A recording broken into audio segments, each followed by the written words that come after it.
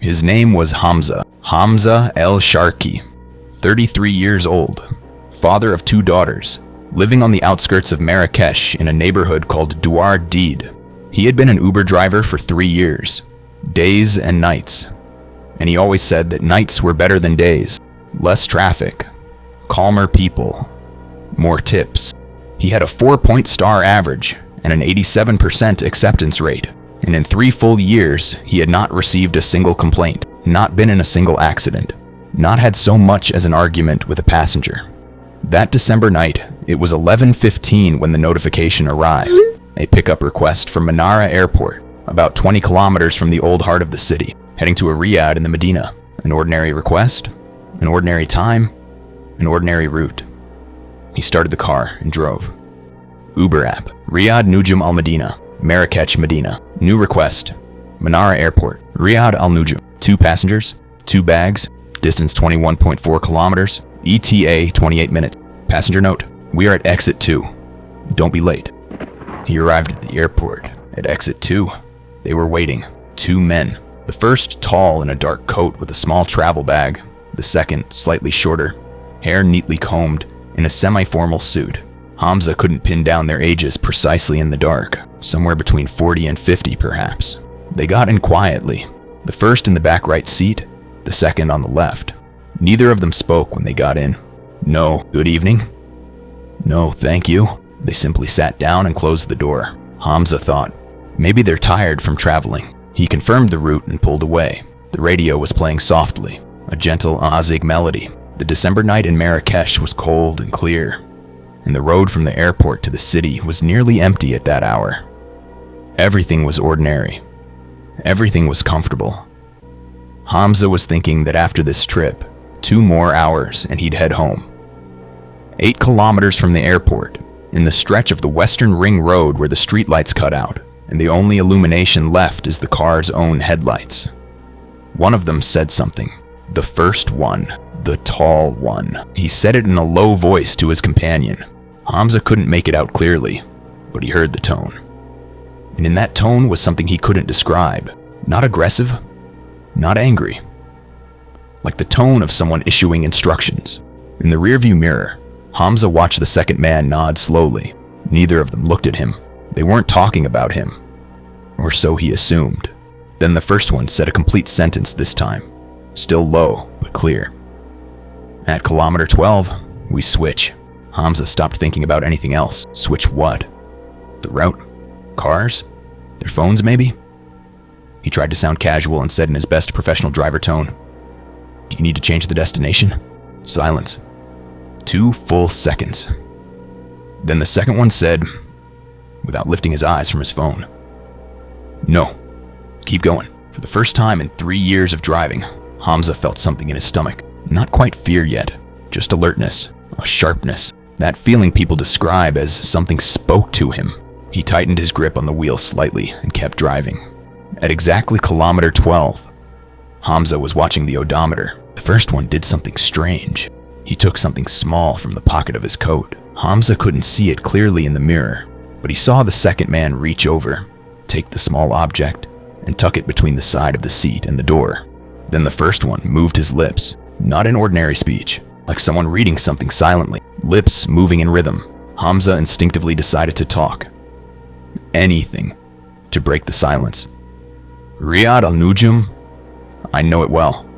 Right in the heart of the Medina, close to Jama El Fna. The first one looked at him in the mirror for the first time. A fixed look, expressionless. Then he said, yes, we know it very well. And he turned back to look out the window. The way he said it, we know it very well, had a tone without any warmth. Like someone saying, I also know many other things. 5 kilometers from the city, the radio began to break up. Hamza assumed it was a weak reception zone, but the radio wasn't streaming. It was FM, and it had never broken up on that stretch before. He tried to change the station. The screen froze, then the radio switched itself off. In the silence of the car, Hamza heard for the first time a sound that had been there all along, but the radio had been covering it. Something from behind, not speech. The sound of breathing, heavy and steady, like deep sleep. He turned quickly to glance at the back. Both men were awake. The first staring out the window, the second on his phone. No one was asleep, but the sound was there. At that moment, the second one said, without raising his head from the phone, in a completely ordinary tone, the way someone talks about the weather, "Don't be scared. It won't hurt you." Hamza froze, because he hadn't said he was scared. He hadn't shown fear. He hadn't asked about anything. He had only heard a strange sound and asked himself in his own head. This man had answered the question that was never spoken aloud. It won't hurt you. It, singular. In a car where Hamza had seen only two people with his own eyes, Hamza pressed the brakes and pulled over to the side of the road. His heart was hammering. He turned and said in a voice he tried to keep steady, "I've got an issue with the engine. Give me a second." He stepped out of the car, stood in the December cold, and opened the rear right door, the one where the first man sat. Wanting to see what they had placed beside the seat, the first man handed it to him before he could search. He pulled the small object from beside the seat and gave it to Hamza with complete calm. "This is for you. We usually leave it in the car." It was a knot of black threads with something small and hard wrapped inside, and its smell, a smell Hamza had no name for, but that pressed down on him when he breathed it in, old and smoky, and something else beneath it. Hamza threw it to the ground and stepped back. He said, and he did not know why he said this of all things, "I can't continue the trip." The first one looked at him, then looked at the knot on the ground, then looked at his companion, then looked back at Hamza and said with a calm that held no anger and no threat, "Are you sure?" Hamza said, "Yes, I'm sure." God alone knows where those words came from in that moment. The two men looked at each other. Then the first stepped out of the car with total, unhurried slowness. The second from the other side. They stood on the roadside. No anger, no words, no scene. They simply took their bags and stood there, watching him. Hamza got back in his car, started the engine. In the mirror, he could see them standing in the dark, following him with their eyes. They didn't move. They didn't call out. They didn't shout. They just stood, and Hamza drove. When he was far enough away to breathe, he looked back in the mirror one last time. There was no one. There was no roadside at that section of the road where two people could stand. There was only a barrier wall, flush with the tarmac. He reached home.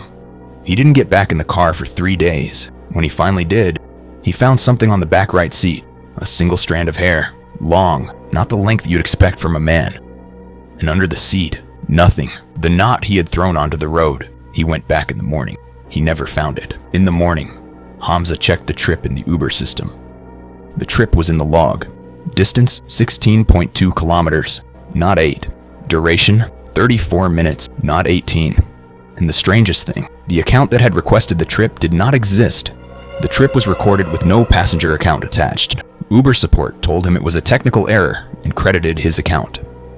They offered no explanation for why there was no account. Since that night, and 7 months have now passed, Hamza El-Sharki drives Uber only between 6 in the morning and 6 in the evening. He declines every request that comes in after sunset. When a passenger asks him why he doesn't work nights, he laughs and says, "The night isn't mine." He has never explained more than that to anyone, except once, to his closest friend. That friend, who heard the whole story, has also not driven Uber at night since.